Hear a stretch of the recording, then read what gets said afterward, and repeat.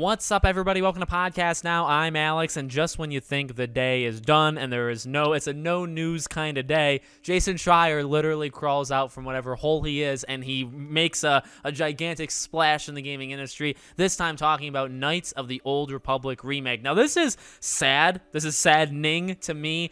This is a game, I made a video in my series of what's going on with this game. I talked about it like 2-3 weeks ago. The newest information we had, I believe, is from like the head of Aspyr, the publisher, that talked about how they brought in, I believe, I don't remember the other team, but they had brought in a team to help them, and that we were going to be expecting new news on this game within the next couple months. Now, I had speculated maybe that was like a PlayStation showcase. Honestly, it felt pretty likely that although obviously the game was not going to come out this year or anything like that, that things were happening and that they were going to be able to show us stuff, and literally, their president or their head guy had said basically as much just a few weeks ago. So Jason Schreier comes out and basically says, well, they kind of got like a slice of the game and they pitched it to Sony and things went really, really bad really quickly. People were fired right after that, and basically people from the meeting that talked to Jason Schreier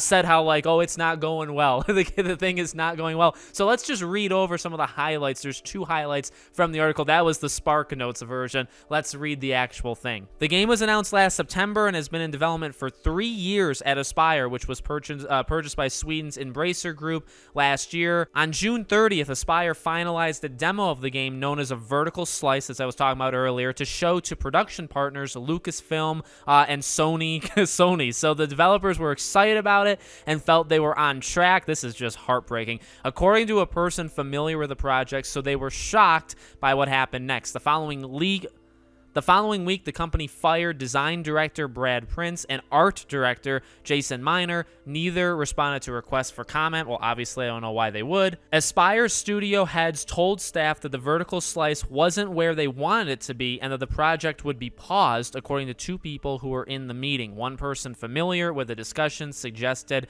that a disproportionate amount of time and money had gone into the demo and that the project's current course wasn't sustainable. Another point of contention may be the timeline. At the outset of development, Aspyr told staff and partners it would release the game by the end of 2022.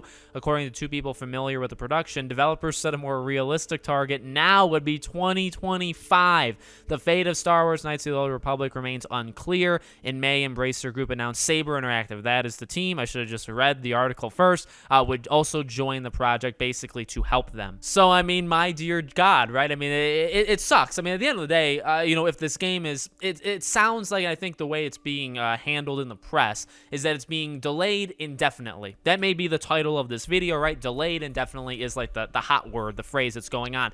Canceled would be a one that maybe is a little bit more risky to say out loud, but could definitely happen. So reading in between the lines, what it honestly sounds like is this.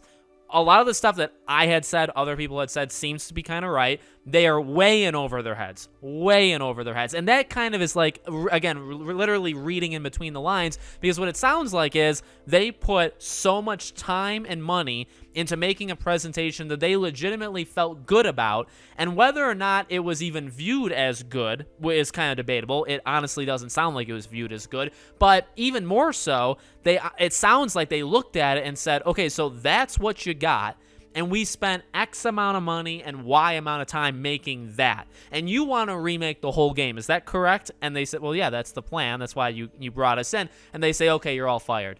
I mean, that is literally what it kind of comes across, right? Where it's like, are you nuts? This took you that much time and that much money, and where's the game? It's only a part of it. So that's reading in between the lines to me. Again, like, the thing is, he doesn't say it's outright canceled, but like, people are being let go or people are leaving or whatever, however they're actually exiting the company. Not good. And also, the 2022 to 2025 thing is hilarious, right? It's almost like a Star Wars Eclipse from Quantic Dream, right? That's a funny one, right? Where they show the trailer at the Game Awards and it's not coming out for like another 6 or so years. But they showed, it's a different situation. That one, they showed it to gain interest in people buying them. right? Giving them more resources. So it was almost like a tech demo to say, hey, we want to make a Star Wars game, and if you give us your money, we'll make it for you and you can publish it, right? This is more like, well, they make the deal. It's going to be Sony exclusive in part, and like we're all in. They've only ever done ports is a thing I've been worried about. Like, I respect them. They've talked to me before. They've given me games to review, right? I'm not out to, like, go after anybody. Aspyr seems really nice. Their PR people seem pretty nice, but they seem in way over their head. They've never done anything like this before. They had to bring in Saber Interactive to help. Now, I get it. Like, developers do this. The Naughty Dog brought in like 20 studios to help on The Last of Us Part 2. It's part of the business. In this case, though, I get the sense that they literally don't know what they're doing, or not even just that. They're just underprepared. They don't have the money. They don't have the team. The team's not big enough, right? It's not made up of the right people, so they have to bring in more. That's how I read this entire situation, and that's how I read it months ago. It seems pretty, spot on. So hopefully it'll actually, there's only two paths that we can go. It'll be delayed and we won't see it again, and it will come out in 2025, right? And everybody will be happy just like 30 years after they announced it. Or they'll say, this was a bad idea. This was a horrible, and we can't continue this. We're done. We're canceling it. Games get canceled. It's the worst part of it. I'm not even in the gaming, kind of like media, the journalist group, but covering games as I do on the channel and covering as many games as I do, I hate it when a game gets canceled. It's people lose their jobs. You have to restart, so it's time wasted. We don't get a game. We don't get to live an experience. It's literally bad all, and you kind of have to admit defeat. The developers have to admit defeat, like, either we're wrong for it or it's wrong for us. It's a tough thing. So I wish them all the best. I hope that it goes to, Sony has patience and Lucasfilm has patience, and they're going to give them time. And if it's not that, then I feel like we're going to hear officially within the next year or so, yeah, the game's canceled. I mean, they're going to be the ones to do it, right? They're going to be the ones to come out and say, we're done. We're not doing it anymore.